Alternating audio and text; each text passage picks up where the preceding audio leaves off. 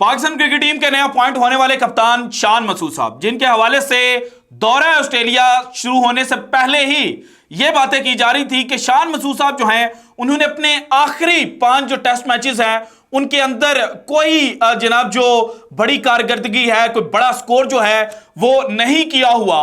तो इसलिए ये जो आउट ऑफ द बॉक्स जाकर शान मसूद साहब को कप्तानी जो अता की गई है पाकिस्तान क्रिकेट बोर्ड की जानिब से, तो ये जो कप्तानी का प्रेशर है ये शान मसूद के कैरियर के ऊपर एक जो फुल स्टॉप है वो लगा सकता है। लेकिन अब जिस तरह से शान मसूद साहब ने अपनी कप्तानी के जनाब शुरुआत की है, दौरा ऑस्ट्रेलिया का जो पहला पड़ाव था उसमें जिस तरह से शान मसूद साहब ने टीम को लीड किया है, तो इसके बाद इस वक्त 2 तरह की बातें जो हैं वो दौरा ऑस्ट्रेलिया शुरू होने से पहले की जा रही हैं।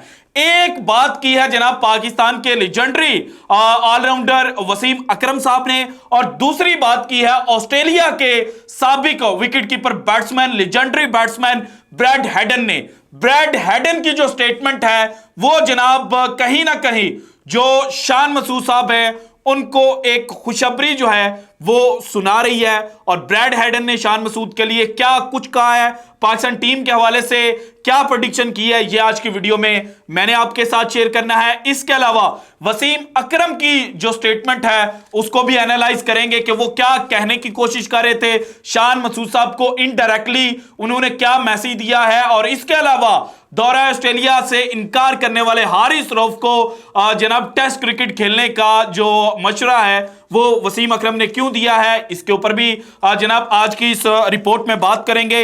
इसके अलावा जो सबसे बड़ी खबर है वो ये है कि जनाब जो ऑस्ट्रेलवी क्रिकेट बोर्ड है वो पाकिस्तान क्रिकेट बोर्ड के पांव पड़ गया है और पाकिस्तान क्रिकेट टीम से माफी जो है वो ऑस्ट्रेलवी क्रिकेट बोर्ड ने मांगी है।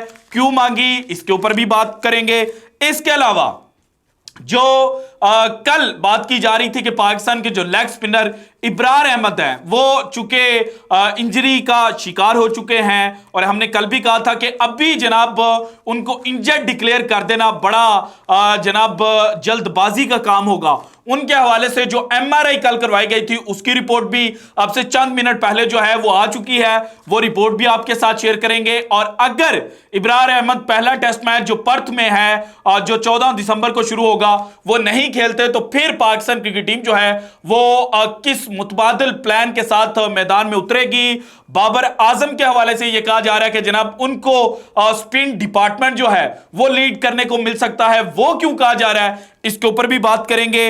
इसके अलावा जनाब जो इफ्तिखार अहमद की कंट्रोवर्सी पैदा हुई है कि पिशावर और एबटाबाद के दरमियान जो नेशनल T20 कप का पहला सेमीफाइनल खेला जा रहा था उसमें इफ्तिखार बॉल फिक्सिंग करते हुए जनाब जो कैमरे की आंख है उसमें महफूज हो गए हैं, उसमें कितनी सदाकत है और क्या वाकई जो इफ्तिखार अहमद है वो बॉल फिक्सिंग कर रहे थे, जनाब इसके ऊपर भी बात करेंगे। बॉल फिक्सिंग से मुराद जनाब बॉल टेम्परिंग है। लेकिन सबसे पहले अगर वसीम अकरम और ब्रैड हैडन की जो स्टेटमेंट है उस पर भी बात की जाए तो यह ज्यादा इंपॉर्टेंट होगा। देखें, पाकिस्तान के वसीम अकरम साहब ने कहा कि यह दौरा ऑस्ट्रेलिया जो है यह बड़ा टफ है और इस टफ के पीछे की रीजन यह है कि लास्ट टाइम 1995 में पाकिस्तान यहां पर एक टेस्ट मैच जीता था और उसके बाद से या तो टेस्ट मैच ड्रॉ हुए हैं और अगर 5 जो लास्ट सीरीज खेली गई इनकी बात की जाए तो यहां पर पाकिस्तान को जनाब अच्छी खासी जो फैंटी है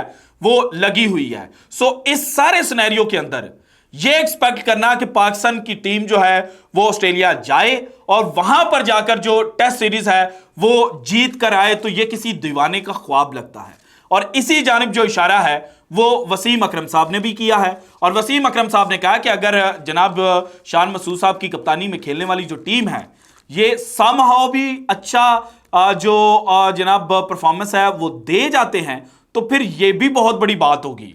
इसके अलावा उन्होंने हारिस रऊफ के हवाले से यह बात की कि हारिस रऊफ ने अगर लेजेंड बनना है तो फिर उनको जो बिग बॉयज की गेम है यानी कि टेस्ट क्रिकेट जो है वो खेलनी होगी। और उन्होंने ये कहा कि जनाब T20 क्रिकेट बड़ी आसान है, आपने 4 ओवर करने होते हैं, उसके बाद आप जाके फाइन लेग या थर्ड मैन के ऊपर खड़े हो जाते हैं। लेकिन यहां पर टेस्ट के अंदर आपने 8-8 ओवर्स का जो स्पेल है वो डालना होता है। सो यहीं से जो प्लेयर है वो निखर कर सामने आता है। इसीलिए जनाब जो हारिस रऊफ हैं उनको अगर लेजेंड बनना है तो फिर टेस्ट क्रिकेट खेलनी पड़ेगी। एक जानिब ये स्टेटमेंट जो है वो वसीम अकरम ने दी, तो दूसरी जानिब जो ऑस्ट्रेलियाई विकेट कीपर बैट्समैन है ब्रैड हेडन, उन्होंने ये कहा है कि जनाब जो ब्लेसिंग इन डिस्गाइज है ना वो इस वक्त पाकिस्तान के हाथ में है।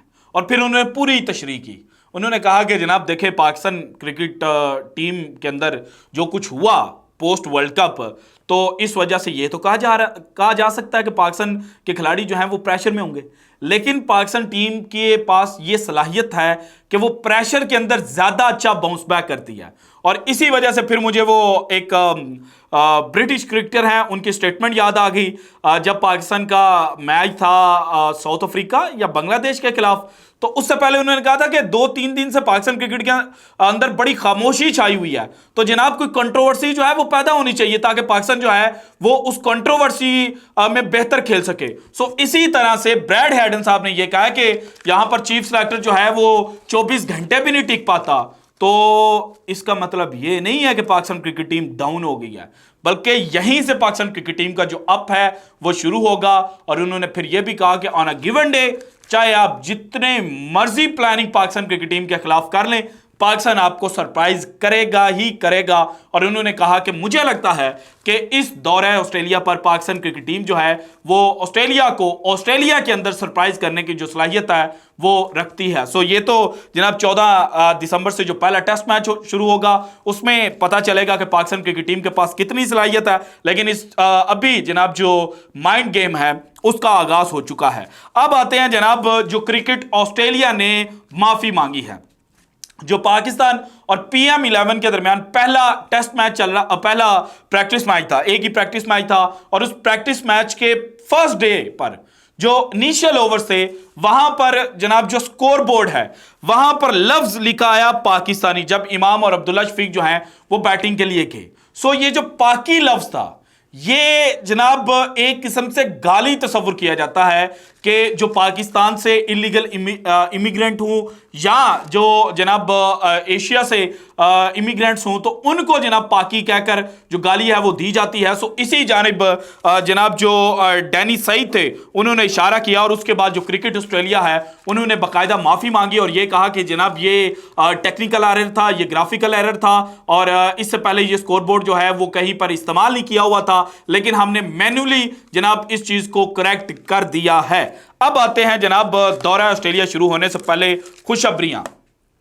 शान मसूद की अगर लास्ट जो 5 टेस्ट मैचेस हैं उनकी परफॉर्मेंस को देखा जाए तो अगेंस्ट इंग्लैंड जो उन्होंने मैच खेला था पाकिस्तान के अंदर, उसकी फर्स्ट इनिंग में 30 रन स्कोर करते हैं, सेकंड इनिंग में 47। फिर न्यूजीलैंड के खिलाफ जो टेस्ट मैच था इसकी फर्स्ट इनिंग में 3, सेकंड इनिंग में 10। न्यूजीलैंड के खिलाफ सेकंड टेस्ट मैच इसकी फर्स्ट इनिंग में 20, सेकंड इनिंग में 35 रन स्कोर किया।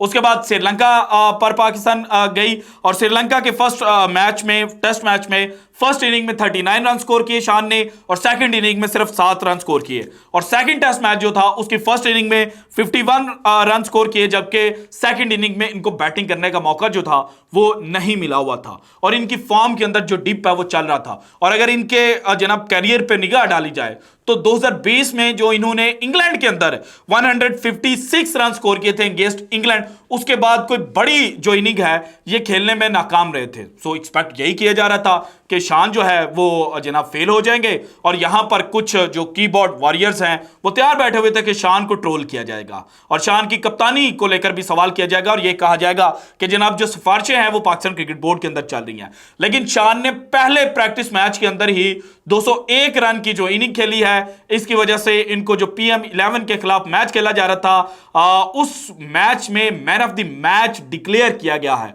सो जो पाकिस्तान की इनएक्सपीरियंस बॉलिंग लाइनअप थी वो तो PM11 को सरप्राइज नहीं कर पाई, लेकिन शान मसूद साहब ने अपना जो बल्ला है उसके थ्रू जनाब जो कीबोर्ड वॉरियर्स थे उनको जनाब परेशान करके रख दिया है और उनको सरप्राइज दे दिया है कि बच्चे अब अगर आपने मेरे खिलाफ ट्रोलिंग करनी है या प्रोपेगेंडा करना है तो आपको किसी नई चीज के साथ आना पड़ेगा। इसके अलावा जो दूसरी बात थी वो इब्रार अहमद की इंजरी थी। इब्रार अहमद की अब से चंद मिनट पहले जो एमआरआई स्कैन की रिपोर्ट सामने आई है ना, उसके मुताबिक इब्रार अहमद फिट है, लेकिन पाकिस्तान क्रिकेट टीम की जो मैनेजमेंट है उन्होंने यह फैसला किया है कि इब्रार अहमद का जो कैरियर है उसको रिस्क में नहीं डाला जाएगा और इब्रार में भी जो पर्थ वाला टेस्ट है वो खेलते हुए नजर ना आए। अब चूंकि इब्रार पर्थ वाला टेस्ट अगर मैच नहीं खेलते तो फिर पाकिस्तान के पास क्या ऑप्शंस हैं?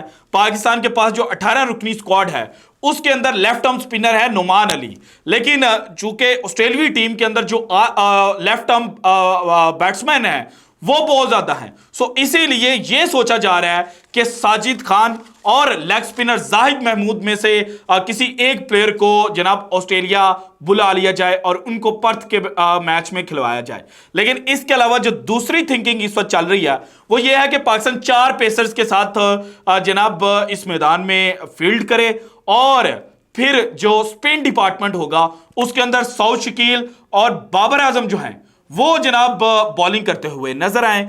अब चूंकि सऊद शकील भी लेफ्ट आर्म बॉलिंग करते हैं और लेफ्ट आर्म बॉलिंग जो है वो लेफ्ट आर्म जो बैट्समैन है उनके खिलाफ थोड़ी सी जनाब मुश्किल हो जाती है और वो इजीली लेफ्ट आर्म बैट्समैन जो है वो खेल पाते हैं। सो इसीलिए जो बाबर आजम है जो प्रैक्टिस जब पिंडी के अंदर कैंप लगा हुआ था वहां पर भी बॉलिंग करते हुए नजर आ रहे थे, तो जो बाबर आजम है उनको एज अ बॉलर भी या पार्ट टाइमर जो है वो इस्तेमाल किया जाए, उनसे जनाब 1 या 2 ओवर की बजाय 10-12 ओवर्स जो हैं वो डिलीवर करवाए जाएं। इसके ऊपर भी जो बातचीत है वो चल रही है। इसके अलावा इमाम जो हैं उन्होंने भी प्रैक्टिस मैच के अंदर बॉलिंग की है, तो वो भी जनाब एज अ स्पिनर का जो रोल है वो अदा कर सकते हैं।